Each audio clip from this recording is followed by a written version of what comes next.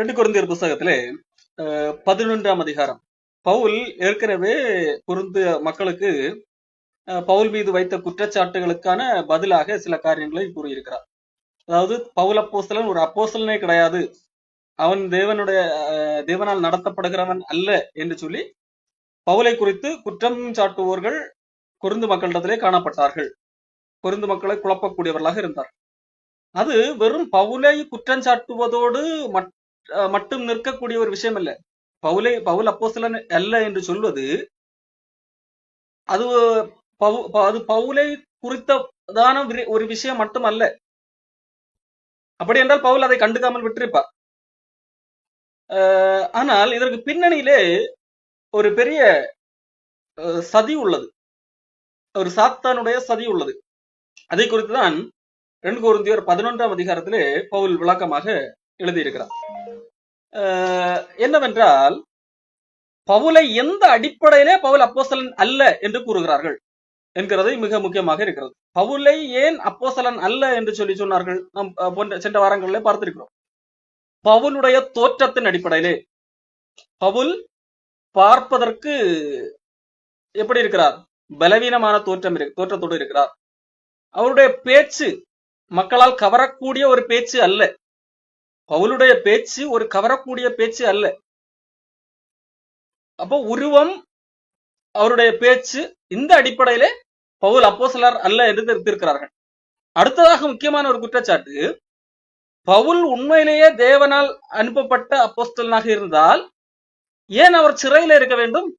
ஏன் அவர் பலமுறை அடிக்கப்பட வேண்டும்? ஏன் பாடுபட வேண்டும்? ஏன் வசதியற்ற வாழ்க்கை வாழ வேண்டும்? அப்போ தேவனால் நடத்தப்படக்கூடிய மனிதர் கண்டிப்பாக ஆசீர்வாதமாக செல்வந்தராகத்தானே இருக்க முடியும். பாடுபடுவார்களா என்கிறது இந்த அடிப்படையிலே தான் பவுல் எல்லாம் ஒரு அப்போஸ்தலனை கிடையாது என்று சொல்லி பவுல் அப்போஸ்தலனுடைய வார்த்தையை கேட்ட கொரிந்து மக்களை குழப்புகிறவர்களாக இருந்தார்கள். ஆகவே பவுலை அப்போஸ்தலன் அல்ல என்று சொல்லி ஸ்தாபிப்பதன் மூலமாக அது ஏதோ ஒரு பவுலுக்கு எதிரான ஒரு குற்றச்சாட்டு என்று சொல்லி லேசாக எடுத்து விட முடியாது. அது ஒரு பெரிய சதி என்கிறதை நாம் புரிந்து கொள்ள வேண்டும்.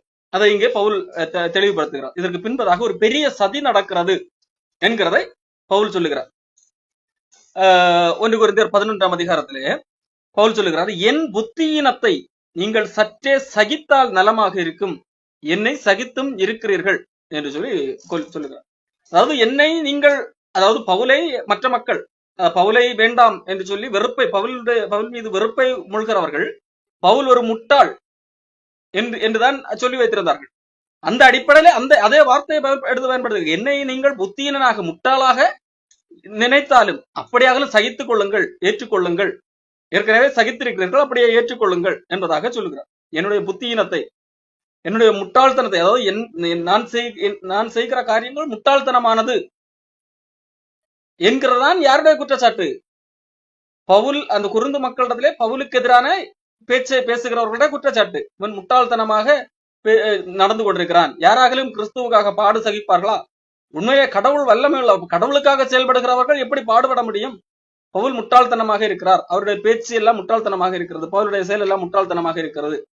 பவுல் இதே காரியத்தை தான் ஏற்கனவே ஒரு இடத்துல சொல்லி இருப்பார். நீங்கள் என்னை பைத்தியம் உள்ளவர்களாக நினைத்தால் பரவாயில்லை, நான் கிறிஸ்துவுக்காக அதை அப்படித்தான் என்பதாக சொல்லியிருப்பார். இப்போ இங்கே நீங்கள் என்னை நான் முட்டாள்தனம் உடையவனாக நினைத்தால் பரவாயில்லை, அப்படியாக ஏற்றுக்கொள்ளுங்கள் என்பதாக சொல்லுகிறார். நான் உங்களை கற்புள்ள கன்னிகையாக கிறிஸ்து எனும் ஒரே புருஷனுக்கு ஒப்புக் கொடுக்க நியமித்தபடியால் உங்களுக்காக தேவ வைராக்கியம் கொண்டிருக்கிறேன் என்கின்ற வார்த்தையை பவுல் இங்கே பயன்படுத்துகிறார். அதாவது நீங்கள் என்னை, அவர்களுடைய பேச்சை ஒருவேளை கேட்டு, அதாவது கொரிந்து மக்கள் அப்படி செய்கிறார்கள் என்கிறது அல்ல, கொரிந்து மக்களிடையே பவுலை குறித்து இப்படி ஒரு குற்றச்சாட்டு கொண்டு வந்தார்கள் சிலர். இப்போ ஒருவேளை கொரிந்து மக்களும் அவர்களுடைய பேச்சை நம்பி நீங்கள் அப்படி நினைத்தால் அப்படியாக நினைத்துக் கொள்ளுங்கள். ஆனால் உண்மையிலேயே நான் என்ன செய்கிறேன் தெரியுமா? உங்களை கிறிஸ்து என்னும் ஒரே புருஷனுக்கு ஒரு புத்தியுள்ள கன்னிகையாக ஒப்புக் கொடுக்க நான் நியமித்திருக்கிறேன். அதற்காக தேவ வைராக்கியம் கொண்டிருக்கிறேன் என்கிறதாக இங்கே பவுல் சொல்லுகிறார். இங்க வைராக்கியம் என்கின்ற வார்த்தை தமிழில் எழுதப்பட்டிருக்கு. அப்ப உங்களுக்காக நான் வைராக்கியம் கொண்டிருக்கிறேன் என்கின்ற வார்த்தை பயன்படுத்தப்பட்டிருக்கிறது. நீங்கள் ஆங்கில வேதாகமத்திலே படித்தால் அங்கே ஜெலஸ் என்கின்ற வார்த்தை இருக்கு. ஜெலஸ் என்றால் பொதுவாக தமிழ்ல எப்படி மொழிபெயர்க்க வேண்டும்? பொறாமை என்று மொழிபெயர்க்க வேண்டும், அப்படிதானே? ஆனால் பொறாமை என்கிற வார்த்தை தமிழே அது ஒரு சரியான அர்த்தம் உள்ளதாக இருக்காது. ஆகவேதான் அந்த பொறாமை என்று மொழிபெயர்க்காமல் உங்களுக்கு வைராக்கியம் கொண்டிருக்கிறேன் என்கிறதாக மொழிபெயர்த்திருக்கிறார். உண்மையிலேயே அது எப்படி வந்திருக்க வேண்டும் என்றால் ஒரு பொசசிவ்னஸுக்கு தமிழ்ல என்ன வார்த்தை அப்படி சரியாக ஒரு வார்த்தை இல்லை என்று நினைக்கிறேன். ஆகவே தான் இந்த வைராக்கியம் என்கின்ற வார்த்தை இங்கு பயன்படுத்தப்பட்டிருக்கிறது. ஆனால் உண்மையே அந்த இடத்திலே ஜெலஸ் என்கின்ற வார்த்தை தான் பயன்படுத்தப்பட்டிருக்கிறது. பழைய ஏற்பாட்டிலே இதே வார்த்தை பயன்படுத்தப்பட்டிருக்கு. கடவுள் தேவ வைராக்கியம், தேவனுடைய ஜெலஸ் ஆஃப் காட், கடவுளுடைய ஜெலஸ். பொறாமை என்று சொல்ல முடியாது. ஆனால் ஜெலஸ்க்கு தமிழ்ல மொழிபெயர்த்தால் பொறாமை என்று தான் வரும் என்று நினைக்கிறேன். ஆனால் பொறாமை என்று தமிழ்ல எப்படி பேசினால் அது ஒரு தப்பான அர்த்தம் வரக்கூடிய ஒன்றாக இருக்கும், அப்படிதானே? ஆனால் மனிதர்கள் கொள்ளுகிற பொறாமை என்பது தப்பான அர்த்தம் உடையதாக இருந்தாலும் கடவுள் கொள்ளக்கூடிய பொறாமை என்கிறது அது ஒரு தப்பான அர்த்தம் உள்ளது அல்ல. பழைய ஏற்பாட்டிலே வேதாகமத்தில் நான் எரிச்சல் உள்ள தேவனாக இருக்கிறேன் என்கின்ற ஒரு வார்த்தை உண்டு. யாத்திராகம புஸ்தகத்திலே அந்த 10 கற்பனை கொடுக்கிற அந்த வேளையிலே ஆண்டவர் சொல்லுவார், நான் எரிச்சல் உள்ள தேவனாக இருக்கிறேன் என்பதாக. அந்த எரிச்சல் என்கின்ற தமிழ்ல மொழிபெயர்ப்பு அப்படி இருக்கும். ஆங்கிலத்தில் நீங்கள் படித்தீர்கள் என்றால் அல்லது அதனுடைய சரியான மொழிபெயர்ப்பு ஜெலஸ் அல்லது பொறாமை என்கின்ற அந்த வார்த்தை தான் பயன்படுத்தப்பட்டிருக்கு. அப்போ அதைத்தான் நீங்க சொல்லுகிற கடவுள் எப்படி மனிதர்களிடத்திலே ஒரு ஜெலஸோடு இருக்கிறாரோ அதே விதமான ஜெலஸ் என்னிடத்திலும் இருக்கிறது. யாத்திராகமம் 20ஆம் அதிகாரம் 5ஆம் வசனத்திலே அங்கே சொல்லப்பட்டிருக்கிறது. அப்போ கடவுள் எதற்காக மனிதர்கள் மீது பொறாமை கொள்ள வேண்டும் அல்லது ஜெலஸ் கொள்ள வேண்டும்? அது இப்போ ஒரு கணவன் மனைவி இருக்கிறார்கள். இந்த கணவன் வேறொரு பெண்ணிடத்திலே பேசும்போது இந்த மனைவிக்கு அட்டென்ஷன் கொடுக்காமல் வேறொரு பெண்ணோடு ஒரு தோழியாக இருக்கலாம் அல்லது யாரோ ஒரு பெண் அந்த பெண்ணிடத்திலே அதிக நேரம் செலவிட்டு பேசும்போது தப்பான அர்த்தத்திலே கூட இருக்க வேண்டியதில்லை. ஆனா இந்த மனைவி இடத்துல பேசுவதை காட்டிலும் அங்கே அதிக நேரம் பேசுகிறார் எனும் போது இந்த மனைவிக்கு ஒரு பொறாமை வரும். அதுதான் பொசசிவ்னஸ் என்று சொல்வார்கள், சரிதானே? அப்போ அது என்னது? அந்த பொறாமை என்கிறது எந்த அடிப்படையில் இருக்கும்? அந்த கணவன் மீது கொண்ட அன்பின் அடிப்படையில் இருக்கு. எனக்கு அட்டென்ஷன் தராமல் என்னை காட்டிலும் இன்னொரு பெண்ணுக்கு அதிக முக்கியத்துவம் கொடுக்கிறார், இல்லது இன்னொரு நபருக்கு, அது பெண் என்று கூட இருக்க வேண்டிய அவசியம் இல்லை, அவர் நண்பராக கூட இருக்கலாம். இந்த மனைவிக்கு கொடுக்க வேண்டிய முக்கியத்துவத்தை காட்டிலும் இன்னொரு நபருக்கு அந்த கணவன் கொடுப்பார் என்று சொன்னால் இந்த மனைவிக்குள்ளாக ஒரு என்ன வரும்? ஒரு விதமான பொறாமை வரும், அப்படித்தானே? அது பொறாமை என்பது அன்பின் அடிப்படையிலானது. அது அவர்களை அழிக்க வேண்டும் என்பதல்ல, மாறாக அவர்கள் என்னோடு இன்னும் நெருங்க வேண்டும் என்கிற அடிப்படையிலானது. சாதாரணமாக மனிதர்கள் இடத்திலே பொறாமை என்று சொல்லும் போது அது எப்படி இருக்கும்? ஒன்றுகள் அவர்கள் அழிய வேண்டும் என்கிற அடிப்படையில் இருக்கும், இல்லையென்றால் அவர்களை காட்டிலும் நான் பெரிய ஆளாகி காட்டி அவர்களுடைய முகத்திலே கரியை பூச வேண்டும் என்கிற அடிப்படையில் இருக்கும். அதாவது அவர்களை காட்டிலும் நான் உயர்ந்த இடத்துக்கு வர வேண்டும், அது ஒரு பொறாமையின் வெளிப்பாடு. அல்லது அவர்கள் எந்த அளவுக்கு உயர்ந்து விட்டார்கள், அழிந்து போக வேண்டும் என்கிற, இதெல்லாம் பொறாமையின் வெளிப்பாடு. இதெல்லாம் கெட்ட பொறாமை. இதை குறித்து அது வேதாகமம் சொல்லுகிறது, இவைகளெல்லாம் மாம்சத்தின் கிரியைகள் என்று சொல்லி வேதாகமம் சொல்லுகிறது.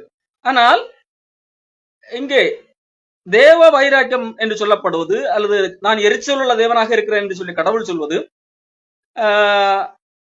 இன்னும் புதிய ஏற்பாட்டிலே கூட சொல்லப்பட்டிருக்கிறது. அவர் வைராக்கிய வாஞ்சி உள்ளவராக இருக்கிறார் என்று சொல்லி ஆவியானவரை குறித்து சொல்லும் போது சொல்லப்பட்டிருக்கிறது. அப்போ இது எல்லாமே அன்பின் அடிப்படையிலானது. என்னோடு இன்னும் எனக்கு நேரம் கொடுப்பதற்கு பதிலாக என்னை விட்டு இன்னொருத்தரோடு நேரம் செலுத்துகிறார், அல்லது என்னை விட்டு நான் உருவாக்கின மனிதன் என்னிடத்துல வருவதற்கு பதிலாக இன்னொரு நபரை தன்னுடைய கடவுளாக கொண்டிருக்கிறார் எனும் போது வருகிறது அது ஒரு ஜெலஸ் அது அன்பின் அடிப்படையில் அவர்கள் என்னிடத்துல தானே வந்திருக்க வேண்டும். நான் தானே அவர்களை படைத்தேன், நான் தானே அவர்களுக்காக எல்லாம் செய்தேன். ஆனால் என்னை விட்டு விட்டு இன்னொரு நபரோடு போகிறார்களே என்கின்ற அடிப்படையில வருகின்ற ஒரு ஜெலஸ், அதுதான் தேவ வைராக்கியம். அப்போ பவுல் சொல்லுகிறார், அல்லது காட்லி ஜெலஸ். பவுல் சொல்லுகிறார், எனக்கும் அந்த ஜெலஸ் இருக்கிறது உங்களுக்காக. நீங்கள் வேறு யாரையாகலும் பின்பற்றி போய்விடுவீர்களோ, நான் பிரசங்கித்த இயேசு கிறிஸ்துவை விட்டுவிட்டு வேறு யாரையாகலும் பின்பற்றி போய்விடுவீர்களோ என்கின்ற அடிப்படையில் எனக்கு ஒரு ஜெலஸ் இருக்கிறது. அது காட்லி ஜெலஸ், தேவ வைராக்கியமான ஒரு வைராக்கியம் கொண்டிருக்கிறேன் என்பதாக இங்கே பவுல் சொல்லுகிறார். ஏன், நான் கிறிஸ்து என்னும் ஒரே புருஷனுக்கு, 2-3 புருஷன்களை நீங்கள் தேடி போகக்கூடாது, ஒரே புருஷனுக்கு ஒப்புவிக்கப்பட்ட அந்த கன்னிகையாக, புத்தியுள்ள கன்னிகையாக உங்களை ஒப்புவிக்க நான் தீர்மானித்திருக்கிறேன். அப்படிப்பட்ட வேளையிலே நான் நியமித்த அதாவது நான் அந்த ஒரே புருஷனுக்கு அப்படி ஒப்பு கொடுக்க வேண்டும் என்று நான் நியமித்திருக்கும் போது, நீங்கள் இந்த புருஷனை விட்டு இன்னொரு புருஷனை தேடி போவீர்கள் என்றால் ஒரு ஜெலஸ் வரும் தானே. அப்படிப்பட்ட ஒரு ஜெலஸ் எனக்கு இருக்கிறது என்பதாக இங்கே பவுல் சொல்றார். அப்போ இது தேவனுடைய தேவ ஜெலஸ் அல்லது பொறாமை என்கின்ற வார்த்தையை என்னால் சரியா பயன்படுத்த முடியல, அது ஒரு தப்பான அர்த்தத்திலே புரிந்து கொள்ளப்படும் என்பதாக. அதாவது ஒரு பொசசிவ்னஸ், காட்லி பொசசிவ்னஸ் என்று வேண்டுமானால் சொல்லலாம், அல்லது பொசசிவ்னஸ்க்கு ஏதாவது தமிழ் வார்த்தை இருந்தால் நீங்கள் சொல்லுங்கள், தெரிந்து கொள்கிறேன். எனக்கு தெரியல, அதான் கேட்க. அப்போ தேவ வைராக்கியம், தேவனுடைய ஒரு ஜெலஸ் எனக்கு இருக்கிறது என்பதாக சொல்லுங்க. அப்போ இதே விதமான ஜெலஸ் பவுலுக்கு இருக்கிறது, ஒவ்வொரு கிறிஸ்தவர்களுக்கும் இருக்க வேண்டும். உண்மையிலேயே தேவனை பின்பற்றுகிறவர்களுக்கு இப்படிப்பட்ட ஒரு ஜெலஸ் இருக்க வேண்டும். இன்னைக்கு சில கள்ளப்போதர்கள் கேட்பார்கள், இந்த கள்ளப்போதர்களை குறித்து அம்பலப்படுத்தும் போது எங்களை பார்த்து பொறாமை என்பதாக, இவர்களுக்கு பொறாமையினால் தான் எங்களை குறித்து குற்றம் தீர்க்கிறார்கள் என்பதாக சொல்வார்கள். அவர்கள் சொல்வதிலே ஓரளவுக்கு சரி இருக்கு, பொறாமைதான். ஆனால் இவர்கள் நினைப்பது போல இவர்களை வீழ்த்த வேண்டும், இவர்கள் அழிக்கப்பட வேண்டும், இவர்களுடைய வளர்ச்சியை கண்டு ஒரு பொறாமை என்கிற அடிப்படையில அல்ல, மக்கள் இங்கே வராமல் அங்கே போகிறார்களே என்கிற அடிப்படையிலே என்ன பொறாமை. அதாவது உண்மையின் பக்கம் வராமல் பொய்யின் பக்கம் போகிறார்களே, நான் உண்மையின் பக்கம் நிற்கும் போது இந்த பக்கம் தானே அவர்கள் வந்திருக்க வேண்டும், அங்க போகக்கூடாது அல்லவா, இந்த ஒரே புருஷனுக்கு தானே அவர்கள் நியமிக்கப்பட்டிருக்க வேண்டும், அங்கே போகக்கூடாது, ஆகவே அவர்கள் இங்கே தானே வர வேண்டும் என்கிற அடிப்படையிலான ஒரு பொறாமை. அது மனிதர்களிடத்திலே குடிகொள்ள இருக்கின்ற அந்த விதமான பொறாமை அல்ல, தேவனிடத்துல எப்படி ஒரு ஜெலஸ் இருக்கிறதோ அதே விதமான ஒரு ஜெலஸ். அதுதான் இங்கே பவுல் சொல்லுகிறார், எனக்கு அப்படி ஒரு ஜெலஸ் இருக்கிறது. நீங்கள் தேவனுக்கு கிறிஸ்து என்னும் ஒரே புருஷனுக்கு நியமிக்கப்பட்டிருக்க வேண்டும், அதற்காக நான் ஒரு ஜெலஸ் கொண்டிருக்கிறேன். தேவ ஜெலஸ், தேவ வைராக்கியமான வைராக்கியம். ஆனாலும் இப்படி நான் ஜெலஸ் கொண்டிருக்கிறேன். ஆனாலும் சர்ப்பமானது ஏதேன் தோட்டத்திலே ஏவாளை வஞ்சித்தது, தன்னுடைய தந்திரத்தினாலே ஏவாளை வஞ்சித்தது. அது என்ன தந்திரம்? அங்கே அந்த சர்ப்பம் சொன்னதிலே பாதி உண்மையும் பாதி பொய்யுமாக கலந்திருந்தது. 100% பொய்யும் அல்ல, கொஞ்சம் உண்மை கொஞ்சம் போய் கலந்த ஒரு காரியத்தை தான் தந்திரமாக அது கையாண்டது. நீங்கள் என்னது, இதை புசித்தால் தேவர்களைப் போல மாறுவீர்கள் என்று சொன்னது. அதே போல நடந்தது தானே. அவர்கள் புசித்த என்பதாக கடவுள் என்ன சொன்னார், நம்மை போல இவர்களும் மாறினார்கள் என்று சொல்லி தேவன் சொன்னார். அந்த இடத்திலே எழுதப்பட்டிருக்கு. ஆக ஆதியாகமம் புஸ்தகத்திலே 3ஆம் அதிகாரத்திலே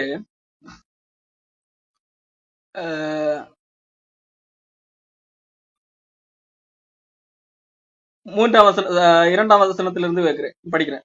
ஸ்திரீ சர்ப்பத்தை பார்த்து, நாங்கள் தோட்டத்தில் உள்ள விருட்சங்களின் கனிகளை புசிக்கலாம், ஆனாலும் தோட்டத்தின் நடுவில் இருக்கிற விருட்சத்தின் கனியை குறித்து தேவன் நீங்கள் சாகாதபடிக்கு அதை புசிக்கவும் அதை தொடவும் வேண்டாம் என்று சொன்னார் என்றார். அப்பொழுது சர்ப்பம் ஸ்திரீயை நோக்கி, நீங்கள் சாகவே சாவதில்லை, நீங்கள் இதை புசிக்கும் நாளிலே உங்கள் கண்கள் திறக்கப்படும் என்றும் நீங்கள் நன்மை தீமை அறிந்து தேவர்களைப் போல இருப்பீர்கள் என்றும் தேவன் அறிவார் என்றது.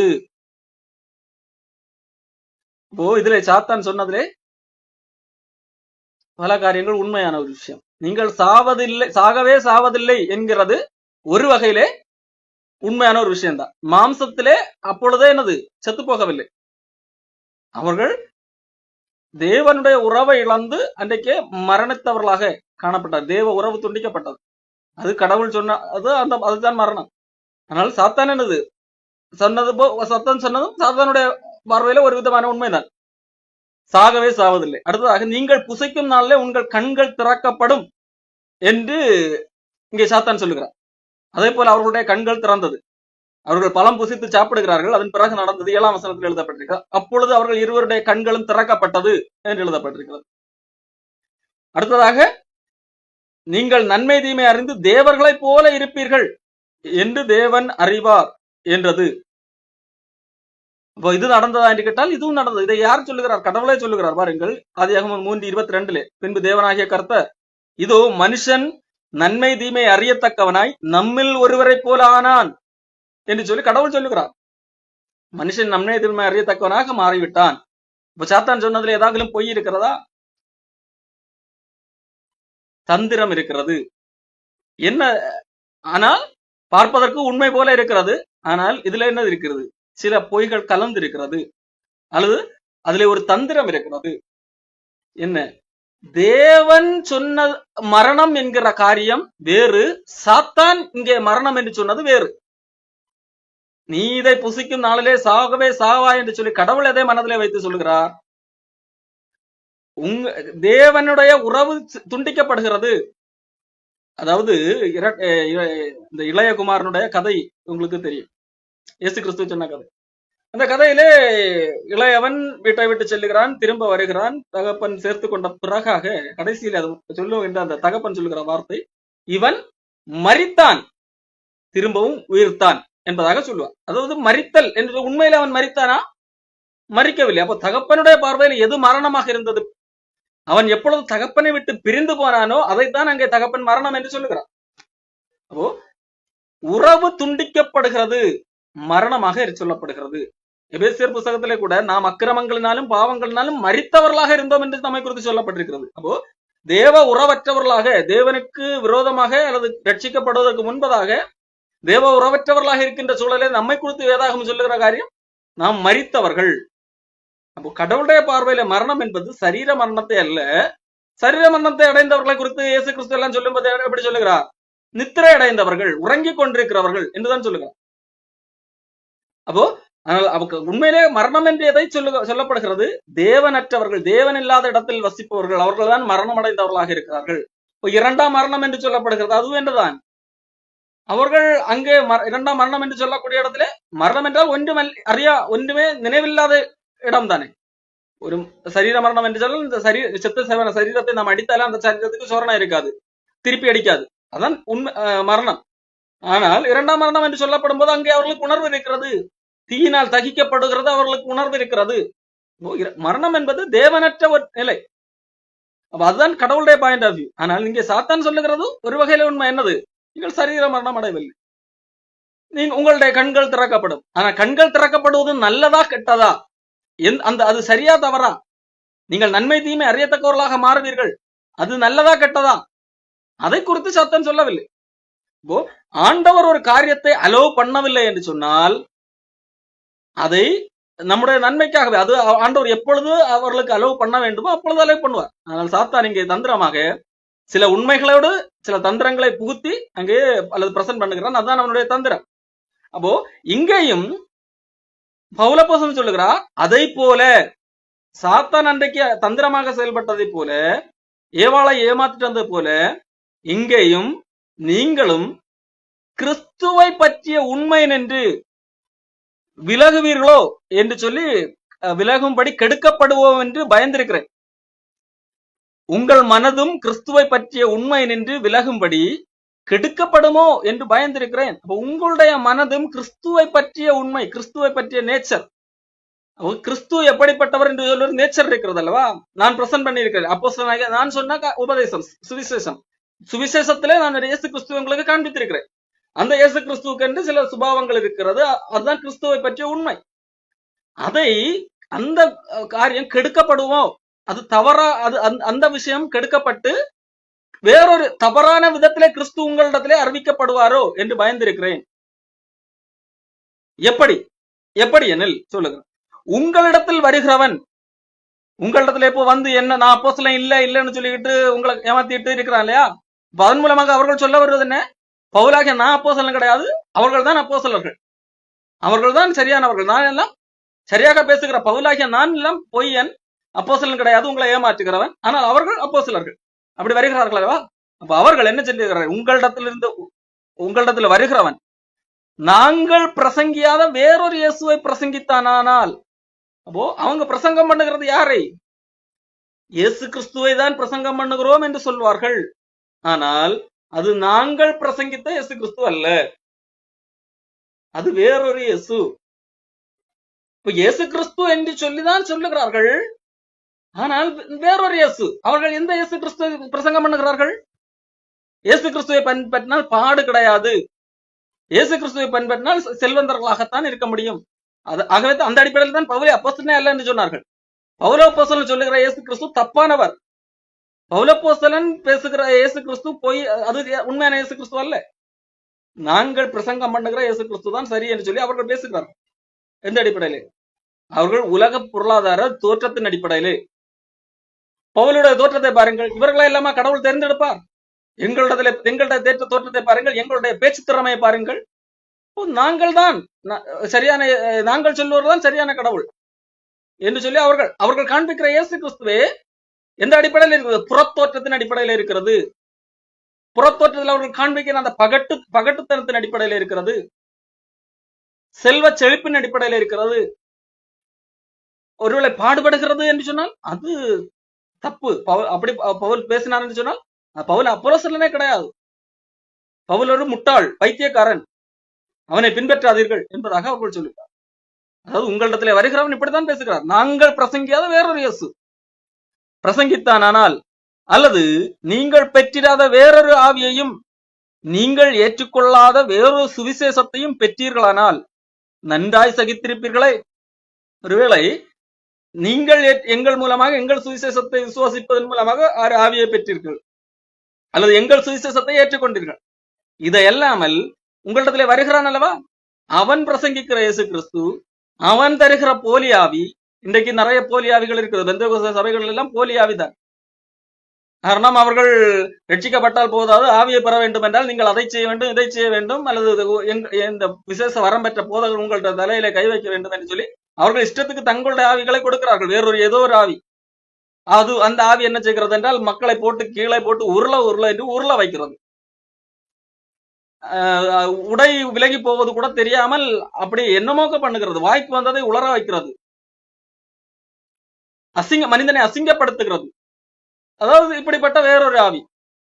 நாங்கள் பிரசங்கியாத வேறொரு இயேசு கிறிஸ்துவை பிரசங்கித்தால், நாங்கள் எங்கள் மூலமாக நீங்கள் பெற்றுக்கொள்ளாத வேறொரு ஆவி அவர்கள் மூலமாக நீங்கள் பெற்றுக்கொண்டால், அல்லது நாங்கள் சொல்லித்தராத சுவிசேஷம்,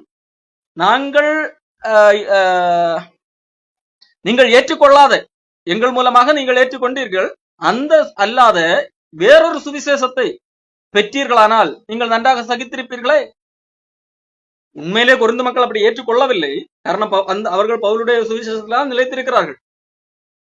ஆனால் பவுல் இப்பொழுது பவுலை குறித்து வெளியிலிருந்து இப்படிப்பட்ட செய்திகள் அங்கு வருகிறது கொரிந்து மக்களிடத்திலே. ஆகவே அதை சுட்டிக்காட்டி எழுத வேண்டிய அவசியம் உண்டு.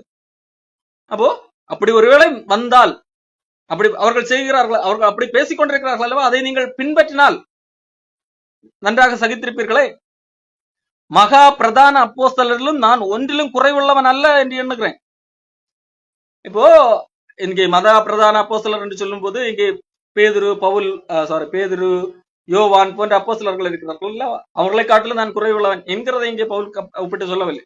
அதுக்கு பயன்படுத்திருக்கின்ற வார்த்தை ஒரு சர்க்காஸ்டிக், கிண்டல் பண்ணுகிற விதத்திலே பயன்படுத்தப்பட்டு, அதாவது தங்களை அப்போஸ்தலர்கள் சொல்லி, இப்போ கள்ளப்போதர்கள் வருகிறார்கள் அல்லவா, அவர்கள் தங்களை பெரிய அப்போஸ்தலர்கள் என்று சொல்லி கொண்டு வருகிறார்கள். பவுல் அப்போஸ்தலன் கிடையாது, பவுல் எல்லாம் அப்போஸ்தலன் கிடையாது, நாங்கள் தான் பெரிய அப்போஸ்தலர்கள் என்று சொல்லி தங்களுடைய பகட்டுத்தனமான வாழ்க்கையை ஆதாரமாக காண்பித்து வருகிறார்கள் கொரிந்து மக்களிடம். இப்ப பவுல் சொல்லுகிறார், அவங்களை காட்டிலும் நாம் என்னது கொஞ்சம் குறைச்சல் ஒன்றும் கிடையாது. அவங்க சொல்றாங்க இல்லையா, நான் பேச்சுல குறைவுள்ளவன், எனக்கு பேச்சு திறமை இல்லைன்னு. சரி, நான் பேச்சு திறமை இல்லைன்னாலும் பேச்சிலே கல்லாதவன் அல்ல, ஆனால் பேச்சிலே கல்லாதவனாக இருந்தால், அதாவது பேச்சு திறமை அற்றவன் என்று சொல்லி அவர்கள் வைக்கிற குற்றச்சாட்டு உண்மையாக இருந்தாலும், அறிவிலே அப்படி அல்ல. அறிவிலே சாதுரியம் உள்ளவன் அல்லது அறிவிலே கற்றவன் என்பதாக சொல்லுங்க. பேச்சிலே கல்லாதவனா இருந்தாலும் அறிவிலே கல்லாதவனா இல்ல. எந்த விஷயத்திலும் எல்லாருக்கும் முன்பாகவும் உங்களுக்குள்ளே நாங்கள் வெளிப்பட்டிருக்கிறோமே, உங்களுக்கு தெரியுமே. என்னுடைய அறிவு திறமை பற்றி உங்களுக்கு தெரியுமே. அதாவது இவர் பவுல் அவர்களோடு ஒப்பிட்டு பேசுகிறார் இந்த கள்ளப்போதர்களை அந்த அடிப்படையில். ஆகவேதான் பவுல் ஆரம்பத்திலே என்னை புத்தியினனை முட்டாளாக வாகிலும் ஏற்றுக்கொள்ளுங்கள் என்று சொல்லியிருப்பார். நீங்கள் உயர்த்தப்படும்படி நான் என்னைத்தானே தாழ்த்தி தேவனுடைய சுவிசேஷத்தை இலவசமாய் உங்களுக்கு பிரசங்கித்ததனால் குற்றம் செய்தேனோ? உங்களுக்கு அவர்கள் என்னது தங்களை பகட்டுத்தனமாக காண்பித்து மகா பெரிய அப்போஸ்தலன் என்று சொல்லி வருகிறார்கள். அவர்கள் நான் அப்போஸ்தலன் அல்ல என்று சொல்லுகிறார்கள். எந்த அடிப்படையிலே? கிறிஸ்துவை பற்றிய உண்மையை மறைத்து தவறான ஒரு கிறிஸ்துவை உங்களுக்கு முன்பாக காண்பிக்கிறார்கள். அந்த கிறிஸ்துவ செழிப்பானவராக இருக்கிறார், செழிப்பு ஏற்படுத்தி வருவதற்காகத்தான் வந்தார். பாடு கஷ்டம் எல்லாம் படுகிறவர்கள் கண்டிப்பாக கடவுளால் ஆசீர்வதிக்கப்பட்டவர்கள் கிடையாது. உருவத்தோற்றத்தின் அடிப்படையிலே நன்றாக இருந்தால்தான் அவர்கள் கடவுளால் ஆசீர்வதிக்கப்பட்டவர்கள். நன்றாக பேசக்கூடியவர்களாக இருந்தால்தான் கடவுள் தேர்ந்தெடுத்திருக்கிறார். அந்த அடிப்படையிலே நாங்கள் தான் சரியான அப்போஸ்தலர், பவுல் எல்லாம் சரியான அப்போஸ்தலரே கிடையாது என்கிறது தான் அவர்களுடைய குற்றச்சாட்டு. இப்ப பவுல் சொல்லுகிறார், இப்ப என்ன, நான் நீங்கள் உயர்த்தப்பட வேண்டும் என்பதற்காக நான் என்னை நானே தாழ்த்தி கொண்டேன். இப்போ இதனால இது குற்றமா? இப்ப அவங்க வாங்குற மாதிரி அவங்க எதுக்காக அவங்க இப்படி வருவாங்களா? அவங்க உங்களிடத்துல இருந்து அபகரிக்கும்படித்தான் வருவார்கள். உங்களுக்கு ஊழியம் செய்யும்படிக்கு மற்ற சபைகளிடத்துல சம்பளத்தை பெற்று அவர்களை கொள்ளையிட்டேன். உங்களுக்கு சேவை செய்யும்படியாக உங்களிடத்துல இருந்து 10 பைசா வாங்கல. அதே வேளையிலே மற்ற வேறு சபைகள் எனக்கு தந்தார்கள். சொல்லும் போது மக்கதோனியா சபைகள் சகோதரர்கள் எனக்கு உதவி செய்தார்கள். ஒருவேளை அவர்கள் உதவி செய்யாவிட்டாலும் பவுல் என்ன செய்திருப்பார்? வேலை செய்திருப்பார். சில இடங்கள்ல வேலை செய்திருக்கிறார் மக்கள் கொடுக்காத போது. ஆனாலும் என்னது, நான் உங்களிடத்துல கேட்டிருக்க மாட்டேன். அவர்கள் அதுதான் சொல்லுகிறார், நான் உங்களோடு இருந்து குறைவுபட்ட போதும் ஒருவரையும் நான் வருத்தப்படுத்துறேன். ஒருத்தர்கிட்ட நான் 5 பைசா கேட்கல சொல்ல வருகிறார். ஒருவரையும் நான் வருத்தப்படுத்தவில்லை. மக்கதோனியாவில் இருந்து வந்த சகோதரியர்கள் என் குறைவை நிறைவாக்கினார்கள். எவ்விதத்திலும் உங்களுக்கு பாரமாக இராதபடிக்கு ஜாக்கிரதையாக இருந்தேன். இனிமேலும் ஜாக்கிரதையாக இருப்பேன். அகாயா நாட்டின் திசைகளில் இந்த புகழ்ச்சி என்னை விட்டு நீங்குவதில்லை என்று என்னிலுள்ள கிறிஸ்துவனுடைய சத்தியத்தை கொண்டு சொல்லுகிறேன். இது என்னது? அகாய நாட்டில் உள்ள கிறிஸ்தவர்களுக்கு எல்லாருக்கும் தெரியும். அகாய நாடு என்றால் இந்த கொரிந்து சபை இருக்கிற அந்த நாடு. அப்போ கிறிஸ்தவர்களுக்கு எல்லாருக்கும் தெரியும் என்று சொல்லி சொல்லுகிறார். சரி, நான் இதை ஏன் சொல்லுகிறேன்? இப்படி நான் சொல்வதற்கு காரணம் என்ன? உங்களை சிநேகியாதபடியினாலா? உங்களிடத்துல அன்பு இல்லாதபடினாலா? கிடையாது, தேவன் அறிவார். ஏன் சொல்லுகிறேன்னா, எங்களை விரோதிக்க சமயம் தேடுகிறவர்களுக்கு சமயம் கிடையாதபடிக்கு தங்களை குறித்து மேன்மை பாராட்டுகிற காரியத்தில் அவர்கள் எங்களை போல காணப்படும்படி நான் செய்வதையே இன்னும் செய்வேன். போல எதுக்கு சொல்றாரு? எங்களை விரோதிக்கிறதுக்காக சிலர் நாங்க இப்ப புதுசா அப்போஸ்தலர்களாக வந்திருக்கிறேன்னு சொல்லிடுறாங்க இல்லையா? நாங்கள் அப்போஸ்தலர்கள் இல்லைன்னு சொல்றாங்க இல்லையா? அப்போ அவங்களுக்கு சமயம், எங்களை விரோதிக்க சமயம் தேடுகிறவர்களுக்கு சமயம் கிடையாதபடிக்கு அவங்க தங்களை குறித்து மேன்மை பாராட்டுகிற காரியத்தில் அவங்கள பத்தி நாங்க அப்போஸ்தலர்கள் மேன்மை பாராட்டுங்க இல்லையா? அந்த காரியத்தில் அவங்க எங்களை மாதிரி மாறட்டும். நான் எப்படி உங்களுக்கு சேவை செய்வதற்காக என்னை தாழ்த்துக்கிறேனோ, உங்களிடத்திலிருந்து உங்களை வருத்தப்படுத்தாமல் இருந்தேனோ, அந்த மாதிரி அவங்க மாறட்டும், அப்படி அந்த அளவுக்கு தியாகம் செய்கிறவர்களாக மாறட்டும் என்கிறதற்காக நான் இதை சொல்லுகிறேன் என்பதாக போல் சொல்லி, உங்கள் மீது கோபத்திலே சொல்லவில்லை, எங்கள் மீது குற்றம் சாட்டுகிறவர்கள் இப்படி இருக்கிறார்கள் அல்லவா, அவர்களுக்காக நான் இதை சொல்லுகிறேன். இதுதான் பவுல் சொல்லக்கூடிய காரணம். அப்படிப்பட்டவர்கள் அப்போ அவர்கள் தங்களை பிரதான அப்போஸ்தலர்கள் என்று சொல்லுகிறார்கள் அல்லவா, நான் அப்போஸ்தலன் அல்ல என்று சொல்லுகிறார்கள் அல்லவா, அவர்கள் கள்ள அப்போஸ்தலர்கள். அவங்க தங்களை எப்படி சொல்லிக்கொள்ளார்கள்? நாங்க பெரிய அப்போஸ்தலர்கள், பவுல் எல்லாம் அப்போஸ்தலனே கிடையாது, நாங்கள் தான் செழிப்பாக இருக்கிறோம், நாங்கள் தான் தோற்றத்துல நல்லா இருக்கிறோம், நாங்கள் தான் பேச்சு திறமையில சரியாக இருக்கிறோம், பவுலுக்கு எல்லாம் பேச்சு திறமையே கிடையாது. நீ கடிதம் எழுதுனா அதுல நல்லா இருக்கும் ஒருவேளை, ஆனா நேரில் வந்தா பேச தெரியாது, தோற்றத்திலே பலவீனன், அவன் பார்த்து எங்களை பாடுபடுறான், உண்மையிலே கிறிஸ்தவனா இருந்தா பாடுபடுவானா, இப்படி எல்லாம் சொல்லுகிறார்கள். ஆனா அவங்களை பொறுத்த வரைக்கும் நாங்க சொல்றதுதான் சரி என்று சொல்லுகிறார்கள் அல்லவா. அப்படிப்பட்டவர்கள் கள்ள அப்போஸ்தலர்கள் என்று சொல்லி பவுல். அப்போ இத பவுல் அப்போஸ்தலன் கூறிய சுவிசேஷம், அந்த அடிப்படையில நமக்கு காண்பிக்கப்பட்ட இயேசு கிறிஸ்து, அந்த அடிப்படையில கிறிஸ்தவர்கள் எப்படி வாழ வேண்டும் என்று வேதாகம் சொல்லுகிறது. கிறிஸ்தவர்களுக்கு என்னென்ன நடக்கும் இந்த பூமியிலே என்று சொல்லுகிறது. பூமியிலே ஒரு எப்பொழுதும் சுகபோகமான வாழ்க்கை என்பதை எல்லாம் வேதாகம் உத்தரவாதம் அளிக்கவில்லை. அப்போ இதற்கு எதிராக பேசுகிறவர்கள், கிறிஸ்தவர்கள் என்றால் சுகபோகமத்தாக வாழ்ந்தாக வேண்டும், கண்டிப்பாக வாழ்வார்கள், அதற்காக தான் இயேசு கிறிஸ்து மரித்தார் என்று பேசுகிறவர்கள் இன்றைக்கு இருக்கிறார்கள். கிறிஸ்தவர்கள் என்றால் பகட்டாகத்தான் வாழ வேண்டும் என்று பேசுகிறவர்கள் இன்றைக்கு இருக்கிறார்கள். அப்போ அந்த அடிப்படையில் இருக்கிறவர்கள் அவர்கள் கள்ள அப்போஸ்தலர்கள், கபடமுள்ள வேலையாட்கள், கிறிஸ்துவனுடைய அப்போஸ்தலரின் வேஷத்தை தரித்து கொண்டவர்களாக இருக்கிறார்கள். இப்போ அவங்க உண்மையில அப்போஸ்தலர்கள் அல்ல, கள்ளர்கள், கள்ள அப்போஸ்தலர்கள், கள்ள வேலையாட்கள், அப்போஸ்தலருடைய வேதத்தை தரித்து கொண்டவர்கள். அது ஆச்சரியம் அல்ல. சாத்தானும் ஒளியின் தூதனுடைய வேஷத்தை தரித்துக் கொள்வான். அப்போ சாத்தான் என்ன செய்வான்? நல்லவனை போல வருவான், நல்லவனை போல வேஷமிட்டு வருவான். அதே போலதான் அவனுடைய ஊழியக்காரர்களும் இருப்பார்கள் என்பதாக இங்கே பவுல் சொல்கிறார். ஆகவே அவர்கள் மூலமாக சொல்லப்படுகிறது என் மீது வைக்கப்படுகிற குற்றச்சாட்டாக இருந்தால், என்னை அப்போஸ்தலராக ஏற்றுக்கொள்ளாத விதத்திலே உங்களுக்கு தோன்றினாலும் அது பெரிய ஆபத்து. அதுக்குள்ளாக ஒரு சாத்தானுடைய சதி இருக்கிறது. என்ன? கிறிஸ்துவை பற்றிய உண்மை, கிறிஸ்து எப்படிப்பட்டவர் என்கின்ற உண்மைக்கு எதிரான ஒரு காரியம் அதுவாக இருக்கிறது. காரணம், அவர்கள் எந்த அடிப்படையில என்னை அப்போஸ்தலர்கள் என்று சொல்லுகிறார்கள்? நான் பாடுபடுவதை வைத்து அவர்கள் என்னை அப்போஸ்தலர்கள் என்று சொல்லுகிறார்கள். என்னுடைய தோற்றத்தை வைத்து அவர்கள் என்னை அப்போஸ்தலர்கள் என்று சொல்லுகிறார்கள். பேச்சுத்திறன் அந்த இல்லை என்கிற காரணத்தை காட்டி அப்போஸ்தலர்கள் என்று சொல்லுகிறார்கள். அப்படியானால் இது எனக்கு எதிராக வைக்க குற்றச்சாட்டு இல்லை, கிறிஸ்துவை பற்றிய உண்மை. அதற்கு எதிராக உங்களை திசை மாற்றி வேறொரு கிறிஸ்துவை பின்பற்ற வைக்கிற ஒரு சதி, சாத்தானுடைய சதி இருக்கிறது. ஆகவே உண்மையான கிறிஸ்துவை பற்றி அந்த உண்மைத்தன்மை, அதை விட்டு உங்களுடைய மனது கெடுக்கப்படுமோ என்றுதான் பயந்திருக்கிறேன் என்பதாக பவுல் சொல்லுகிறார்.